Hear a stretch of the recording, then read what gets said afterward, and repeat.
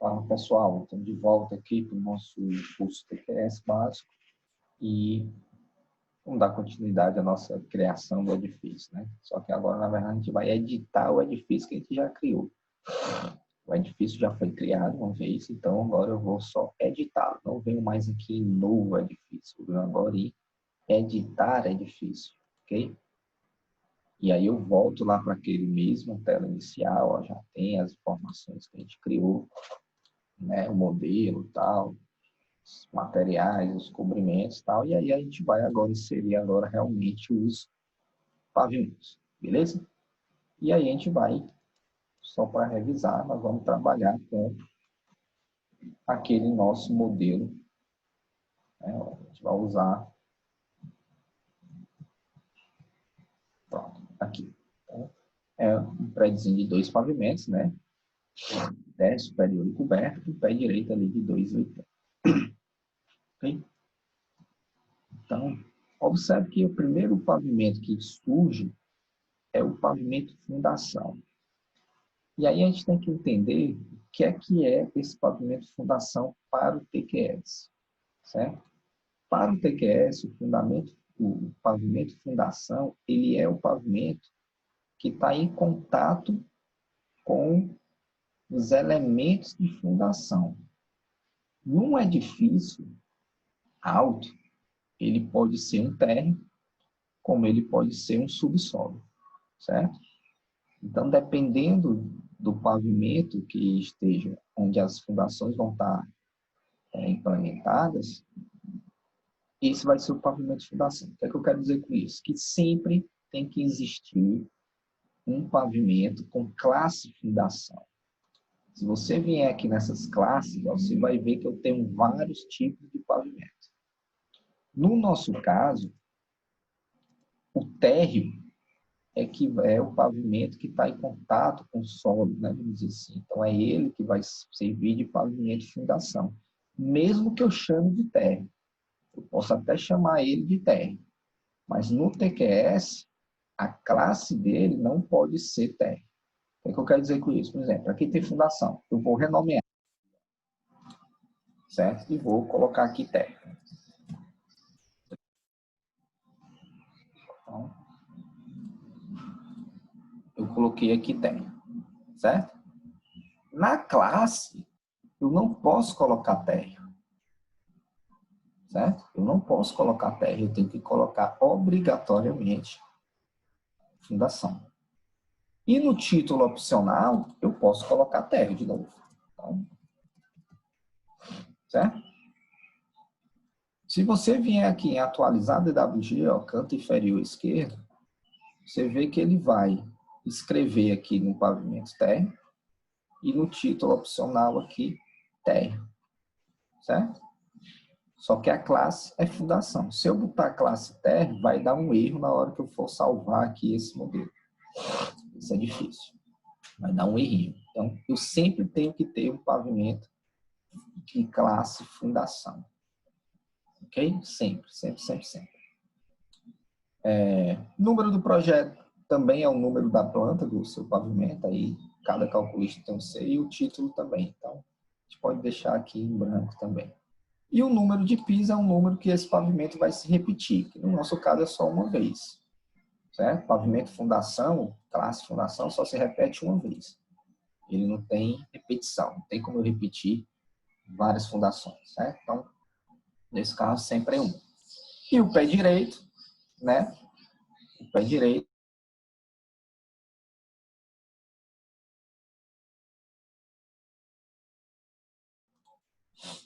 Certo? O pé direito. E o pé direito, né? Vamos ver agora como é que funciona o pé direito. Então, tá aqui o nosso modelo. Então, a gente é acostumado a trabalhar o seguinte. Pé direito do térreo. Normalmente a gente costuma dizer que o pé direito do térreo seria 2,80 e que o pé direito dos pavimentos superior também seria 2,80. Assim, o pavimento coberto teria pé direito 0. Né? Isso aqui seria o que a gente é acostumado a trabalhar. No TQS ele é o contrário. Então, no TQS ele vem contando o pé direito de cima para baixo. Então, para a gente aqui agora, pé direito da coberta, ele é 2,80, o pé direito do superior é 2,80 e aí o pé direito do térreo é 0, certo? Então, no nosso modelo aqui, no nosso edifício, o pavimento com classe fundação, sempre ele tem que ter o pé direito 0. Então, classe fundação sempre tem que existir com pé direito 0. Se você botar um valor aqui, ele também vai dar um erro quando você for salvar, ok? Então, aqui sempre é 0. Pronto. Você criou aqui o seu primeiro pavimento, que foi o térreo. E aí, você vem inserir acima e cria os demais. No caso, o superior, vou criar com pé direito agora de 2,80. Título opcional, vou deixar superior. E aí, na classe, ó, ele vem para térreo. Só que a classe, eu vou botar como primeiro pavimento. Ou pode ser o tipo também, né? Mas eu vou colocar como primeiro. Crio outro acima, que vai ser a coberta. Né? Pé direito também 2,80, só que a classe não é tipo, a classe é cobertura. Né? E o título opcional, coberta. Vou atualizar o desenho, ó. E aí você já tem aqui o esquema, né? O corte esquemático dos seus pavimentos, do jeitinho que está lá no nosso apostila. Ok? Professor, e se eu tiver um pavimento tipo com 10 repetições? Não tem problema. Você vem aqui, por exemplo, no superior, bota aqui, número de piso, 10. Atualiza, ó. Você já tem aqui os 10 pavimentos. Aqui não tem problema nenhum. Ok? Professor, como é que eu crio um subsolo? Vou criar aqui um subsolo só para vocês aprenderem. Ok? Vou criar um subsolo. Então, o que é que eu vou fazer? Abaixo do térreo, inserir abaixo agora. Ele não deixa, porque o meu pavimento terra está como fundação. Então, ele entende que não pode ter pavimento abaixo. Então, o que é que eu vou fazer antes? Vou colocar o térreo como terra e vou inserir abaixo o subsolo. Aí sim, esse novo pavimento subsolo é a minha nova fundação. E ele tem que ter pé direito 0. E aí o térreo, né? Eu vou colocar o térreo com 2,80. Aviso, pronto com o mesmo número de projetos. O número de projeto é esse código aqui. São iguais, tanto. Vou botar aqui, 127. Só pronto. Ok? Vou atualizar, pronto. Então, o que foi que houve? Eu tenho aqui um pavimento subsolo agora, que a classe dele é fundação, né? E vou ter o térreo, que realmente agora a classe dele é térreo, que realmente ele é o meu térreo. Né? E aí você vê que no térreo ele cria agora essa rachurazinha aqui para identificar que aqui é o terreno, né? E abaixo dele eu tenho o pavimento subsolo. Ok? Então seria essa forma aí da gente criar o pavimento subsolo. Então o que é que eu vou fazer aqui? Eu vou subsolo e eu vou voltar, né, para o 0 aqui do pé direito e classe fundação. E vou atualizar. Pronto. A gente voltar. Atualizei, vou salvar o desenho, que eu estou salvando só esse desenho, certo?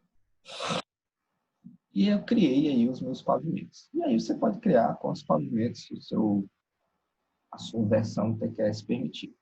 Criar um mezanino, pilotis, 2 subsolo, 3 subsolo, interessa. Ok? O raciocínio é sempre o mesmo. Pronto. Então aqui eu criei os meus pavimentos. E aí eu tenho materiais, já foi, cobrimento já foi, vamos para as cargas. Nas cargas, eu tenho aqui uma primeira aba, que é cargas verticais. E aí ele diz o seguinte, cargas permanentes. Eu separo as cargas permanentes e as sobrecargas? Se sim, marca o tiquezinho aqui. Se você quiser não separar, né, vamos dizer assim, você desmarca. Normalmente a gente separa as cargas permanentes das sobrecargas. A gente precisa fazer essa separação para que os fatores, né, de redução lá das combinações de carga sejam aplicadas direitinho, né, corretamente. Então, a gente sempre deixa marcado aqui. E nas sobrecargas, ele tem aqui a opção de reduzir essas sobrecargas. Olha, quando eu tiro, E quando eu coloco, ele aparece aqui, ó, esse redutor. E aí nós vamos entender o que é isso aqui. Aí eu vou lá na nossa apostila para mostrar mais ou menos o que é que eu estou querendo dizer. Lá na norma, tem um item da norma que ele faz uma consideração, só que a norma que eu digo não é mais a 6118, certo? É a 6120, que é a norma de cargas, certo? De carregamentos. Ele tem essa tabela 4, que ele tem uma permissão aqui para reduzir as cargas acidentais, que são as sobrecargas que o TQS chama. E aí ele diz o seguinte, ó, que a redução da carga ela vai depender da quantidade de pisos que o piso que você está trabalhando tem acima. Então, por exemplo, se eu tenho um pavimento e acima desse pavimento eu tenho de 1 a 3 outros pavimentos, nesse pavimento que eu estou trabalhando eu não posso reduzir nada de carga acidental. Se esse pavimento tiver 4 acima, eu já consigo reduzir 20%. Se ele tiver 5 pavimentos acima, eu consigo reduzir 40%. Se ele tiver 6 ou mais, eu já consigo reduzir 60% dessa carga. Aí eu tenho aqui um exemplozinho, só para a gente ver, que é o seguinte, ó. Aqui seriam os pavimentos, ó. Então, daqui do térreo para cá é um pavimento, do primeiro ao segundo é o segundo pavimento, então tem o primeiro, segundo, terceiro, quarto, quinto, sexto, sétimo e oitavo pavimento, que seria a coberta. Oitavo pavimento. Né? Cuidado para vocês não contarem a linha aqui, ó. Um pavimento, dois, porque o meu térreo, ele é um pavimento. Só que eu chamo de térreo. Né? Então, cuidado para vocês. Então, o primeiro pavimento é esse, ó. Do térreo ao primeiro, é um pavimento. 2 pavimentos, 3, 4, 5, 6, 7, 8. Eu teria aqui 8 pavimentos. Aqui eu já não teria nada acima. Então, por exemplo, nesse primeiro pavimento aqui, ó, né, que eu chamei aqui, nesse primeiro trecho, acima dele, eu tenho 1, 2, 3, 4, 5, 6, 7 outros pavimentos. Então, eu consigo reduzir 60%. Então, as cargas aqui de baixo, nessa região aqui, eu consigo reduzir em até 60%. Eu, partindo agora desse pavimento aqui, ó, eu tenho 1, 2, 3, 4, 5, 6 acima. Então, eu também consigo reduzir 60% dessas cargas. Partindo daqui, ó, 1, 2, 3, 4, 5 apenas. Então, só consigo reduzir 40%. Depois, 20%. E aí, a partir desse quinto pavimento aqui, né, que eu chamei, eu não reduzo mais nada. Certo? Então, isso aqui para prédio alto, ele dá uma aliviada boa aqui nas cargas das fundações, né? Porque eu consigo reduzir um pouco as sobrecargas de determinados pavimentos. Certo? Então, isso é de norma.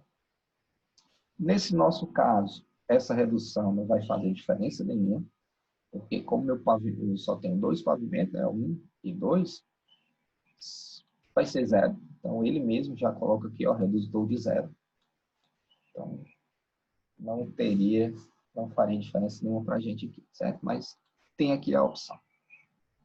Na segunda aba seria o vento.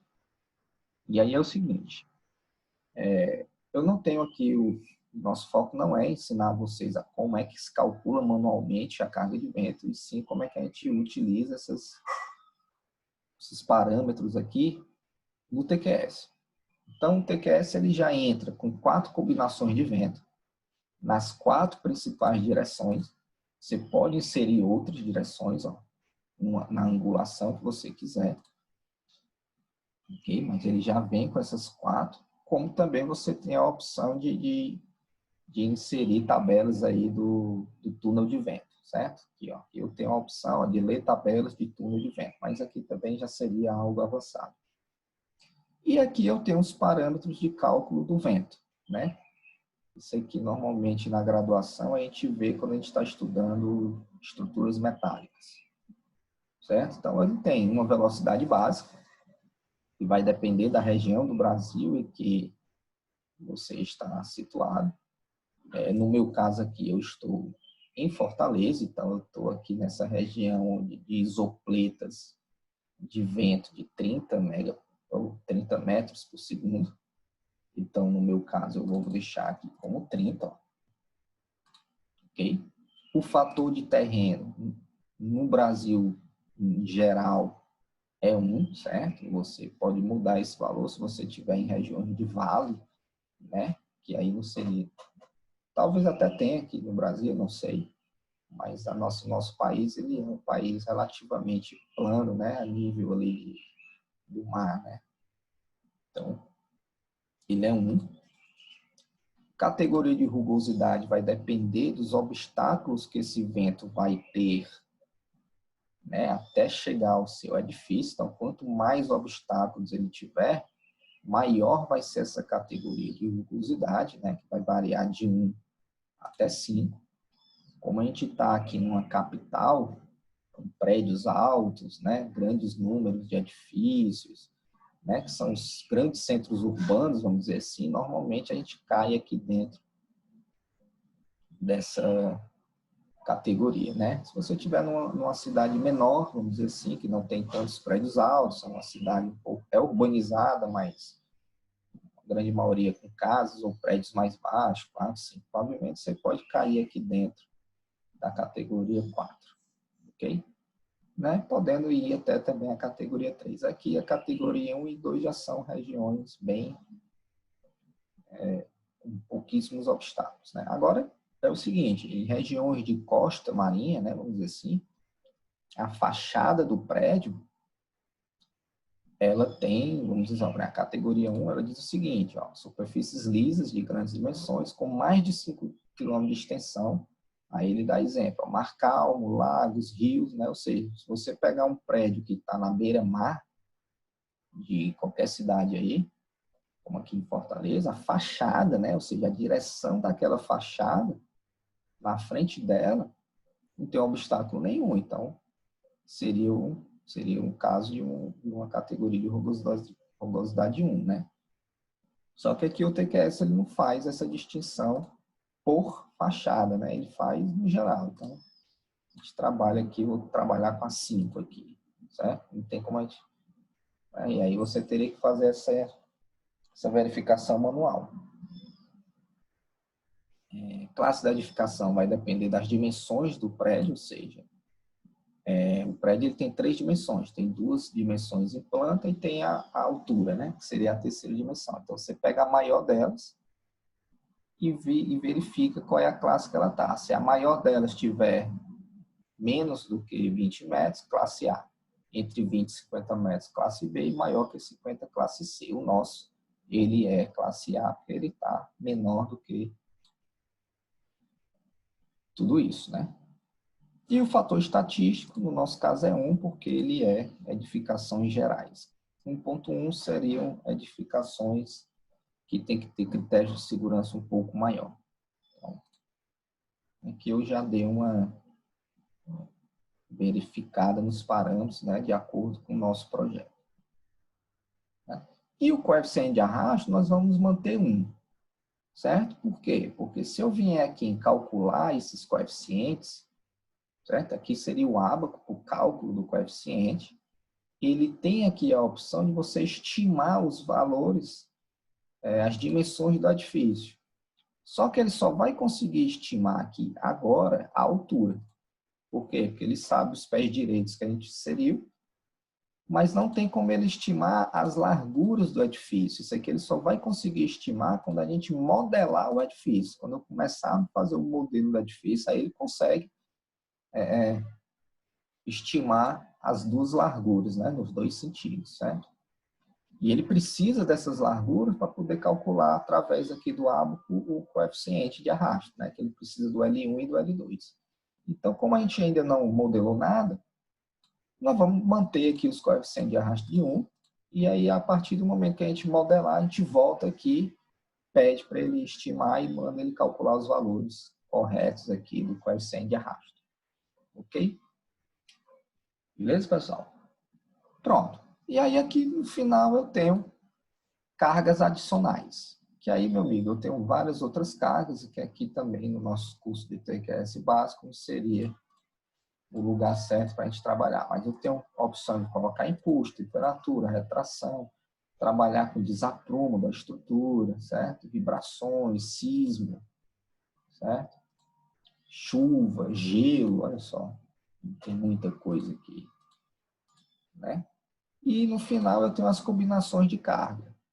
Aqui seriam as combinações do estado limite último, certo? Que ele vai trabalhar. Então você pode listar as combinações e aí ele vai te dar todas as combinações que ele vai fazer, né? E são todas as combinações, certo? Ó, ele tem aqui 46 no total. Deixa eu ver se tem mais lá para baixo. Ele tem no total 46 combinações. Então, ó, ele tem as 12 primeiras. A primeira combinação seriam todas as cargas, né? Somadas, permanentes, acidental. A segunda combinação, só peso próprio. A terceira, só carga permanente. A quarta, só carga acidental. Da quinta à oitava são os ventos, ó. Só vento, né? Certo? Aí, do nono ao 12º, é para viga de transição, ó, que é esse VTN aqui, que ele chama, certo? Aqui seriam vigas de transições com inércia normal, né? E aí, depois é que ele realmente, a partir da 13ª, é que ele começa a combinar esses vários tipos, né? Ó. Então, aqui, por exemplo, ele tem uma combinação de estado limite 1 com acidental combinada, com peso próprio permanente, acidental, e 60% do vento 1. E aí vai, né? Ele tem várias combinações aqui. Okay? Você pode editar essas regras de combinações, você pode criar, não, eu quero fazer a combinação tal, tal, tal. Aí é com você, né? Mas ele já tem as combinações padrão aí dele, né? De norma, com seus coeficientes de redutores aí, ok? E pronto, e aí sim a gente consegue finalizar toda a parte de criação do edifício. Okay? A gente conseguiu visualizar todas essas opções aqui. Beleza? Então, bons estudos aí para todo mundo, né? Salva aqui, dá um ok, senão você perde. E pronto, a gente vai ficar por aqui. Então, um abraço aí para todos e bons estudos aí. Até a próxima aula.